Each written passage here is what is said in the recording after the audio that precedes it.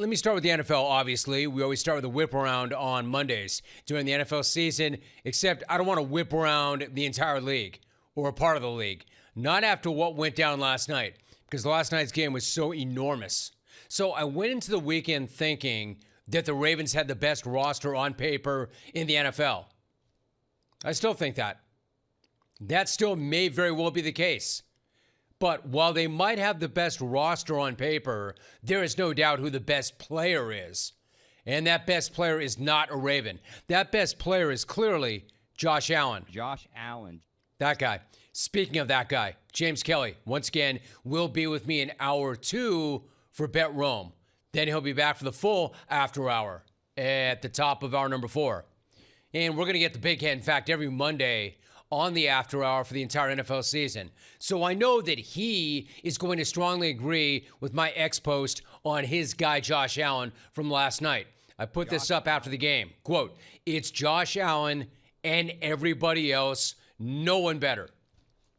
At this point, I just don't know how you deny that. The dude at this point is pretty much inevitable. But the Ravens played their part in that insane ending as well, right? So, as always, did the Ravens blow it, or did Buffalo rip it from them? All together now, yes. Baltimore did gag that one up again. They left the door open, and then the Bills kicked it in.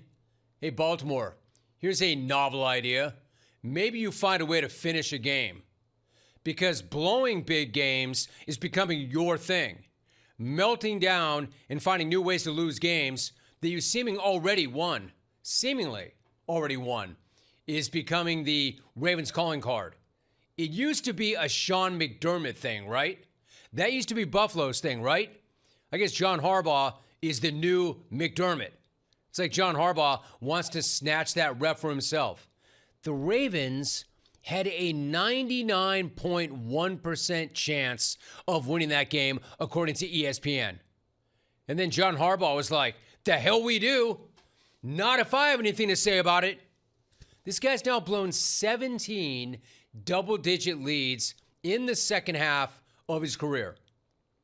Now, I know he's been around for a minute, right? So it'll happen sometimes, but not 17 times. That's a lot of blown double-digit second-half leads. I mean, that game was so over, and Buffalo was so cooked that even the Mafia started leaving, which obviously was a major mistake when you have the best player in the world on your team. When you have that guy, that game's never over. As long as you have Josh Allen, you're in every single game. Signed, Josh Allen. Our team didn't quit. I mean, I think there's people that left the stadium. That's okay. We'll be fine, but have some faith next time. Josh Allen, Jim. Dang. Part of me wants to cut the Mafia a little bit of slack. I mean, they're pretty much the best fans in the world. They're pretty much... Everyone in the world pretty much thought that game was over, right? Except for Josh.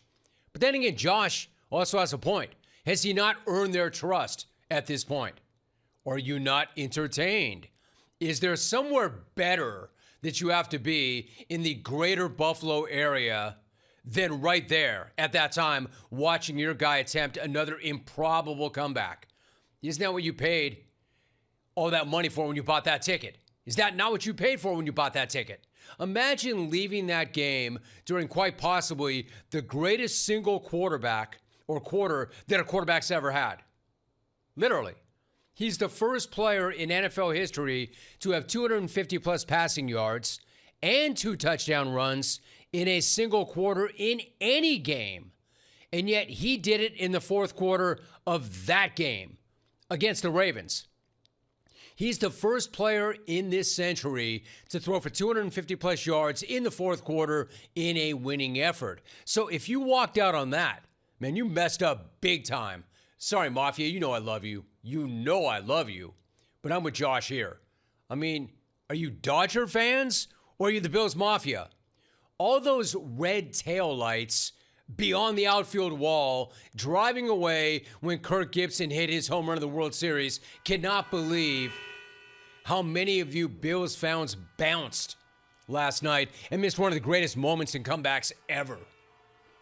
And as historically incredible as that fourth quarter was, Josh's best moment of the night might have actually come right before halftime when he managed to move Buffalo into field goal range and get another second back on the clock while the Ravens tried to run away and go hide in their locker room. Younger days had a 64-yarder, third longest in league history. From the 47, Allen, no rushers, throws, and they get it and get out of bounds at the 25 with Kincaid. The clock says 0. Allen looks at John Hussey, the referee, who says, hang on a second. Josh thinks there's a second left. The Ravens are gone. That's right. So let's check the clock. Hold on. John Hussey says, hold on. Rolling on the field.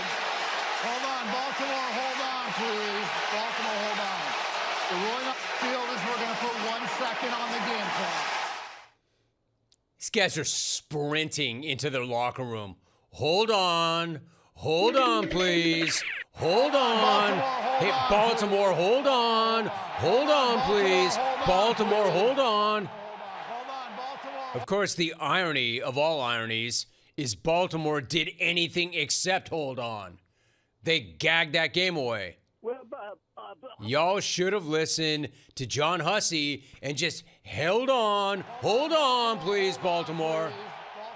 Meanwhile, Josh gets his second putback on the clock, but Buffalo gets their 3 points. 3 points that they obviously desperately ended up needing.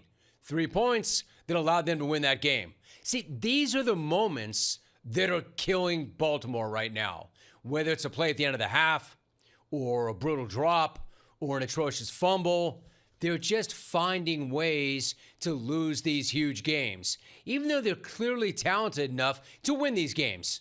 Hell, for most of the night, it appeared like they're the best team we saw all weekend. Freaking Derrick Henry was as terrifying as ever. The King's out there dribbling dudes' heads off the turf like he's a point guard, a 6'7" point guard, still looking like he's in the middle of his prime. And so, of course, he shockingly coughed the ball up in an incredibly uncharacteristic spot. Clearly, this team is every bit as scary as we thought they were. And it's just as clear they still have a finishing problem. And if I'm a Ravens fan, that's got to be getting so old. So old. I mean, one thing, however, that I cannot get on Baltimore or Lamar for is giving it back to that one nutty fan who was shoving Ravens in the head. Look at this dude. Have some. You, Lamar, have some. Yo, bro. Easy there, Greg Williams. It's not your job to affect the head. Affect the head. Early. Affect the head. This guy's out there acting like he's Triple G. Affect the head. Early. It's not your job to affect the players' heads. In fact, touch them at all. If you are shoving pro football players in the head while they're just doing their job, don't be surprised when you get it right back. In fact, don't be surprised when they tell you you're never allowed there ever again and you're out of here. For life. For life.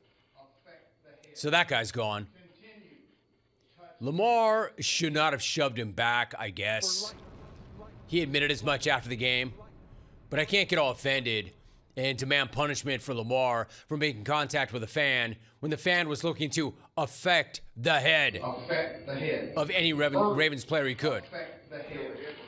Continue, touch and hit the head. Continue to touch and hit and affect the head and get your ass kicked out of the stadium for life. For life.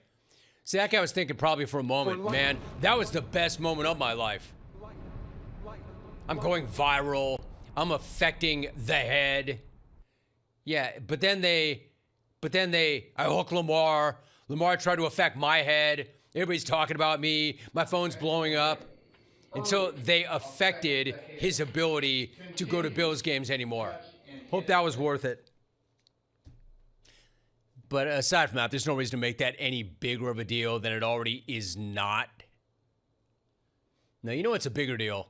A much bigger deal than Lamar shoving some fan who's already been kicked out for trying to affect the head, blowing a 15-point lead with a 99.1% win probability. I've got a way bigger issue with that. than with the shove, which is why I've got an important message for the Ravens. Yes, it's only one game. Yes, it's only week 1. Yes, the Ravens are clearly stacked. And there's still going to be a problem for the rest of the league, which is why they just need to remember one simple thing when they get up big in these games. Baltimore simply needs to remember to hold on, please. Hold on, Baltimore. Hold on, please. Baltimore, hold on. Baltimore, hold on, please. Because you know what? The more things change, the more they stay exactly the same. How the hell can they not fix this? And I don't want to hear that it's only one game. I don't want to hear that it's only 1 week. It's more than that for Baltimore. This is who they are. It's what they do. And it's already started 1 week in. You could say Lamar having DeAndre Hopkins back was the only thing that Baltimore actually defended late in the second half. I hope that the Ravens, who couldn't get off the field when they needed to, actually decided to stay on the field after the game long enough to hear the killers, kind of like Super Bowl losers, stick around so they can see the confetti, so they can feel the pain, so they know that they never want to feel that feeling ever again. I hope the defense stayed long enough to see the Bills players and fans get all hyped for Mr. Brightside.